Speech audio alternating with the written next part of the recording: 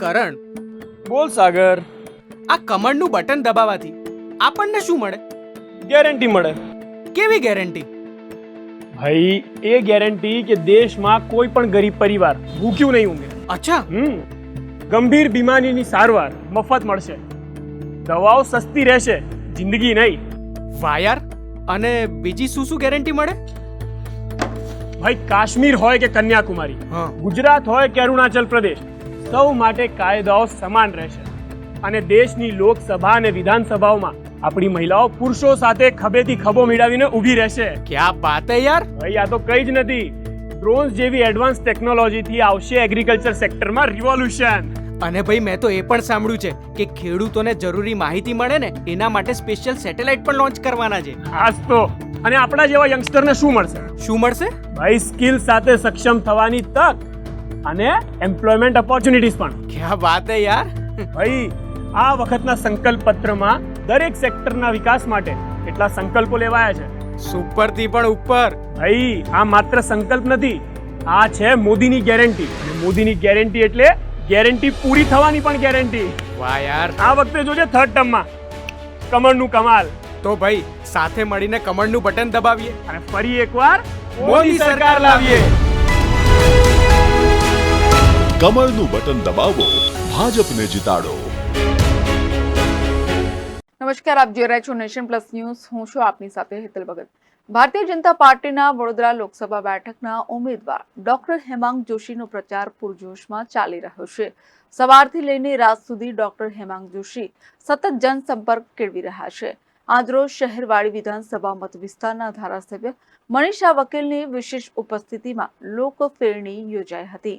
સવારે 7 કલાકે કમાટીબાગ ખાતે મોર્નિંગ વોકર્સ સાથે સંવાદ કેળવ્યા બાદ ડોક્ટર હેમાંગ જોશીએ વોર્ડ નંબર 3 અને 7માં જનસંપર્ક ફેરણીમાં ભાગ લીધો હતો.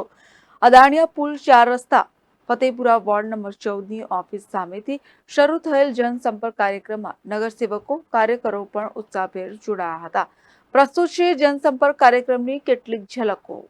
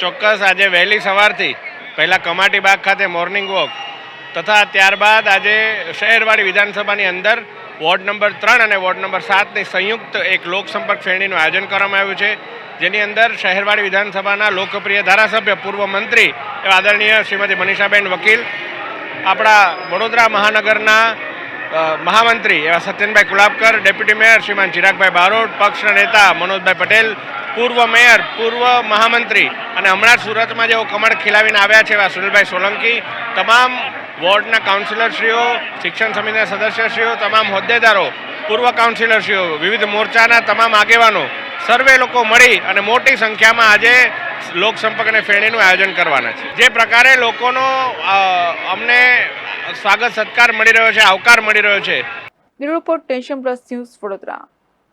સમાચારોના સતત અપડેટ માટે નેશન પ્લસ ન્યૂઝના યુટ્યુબ ચેનલને સબસ્ક્રાઇબ કરો, બેલ આઇકન દબાવો અને ફોલો કરો ઇન્સ્ટાગ્રામ, ફેસબુક અને ટ્વિટર પર.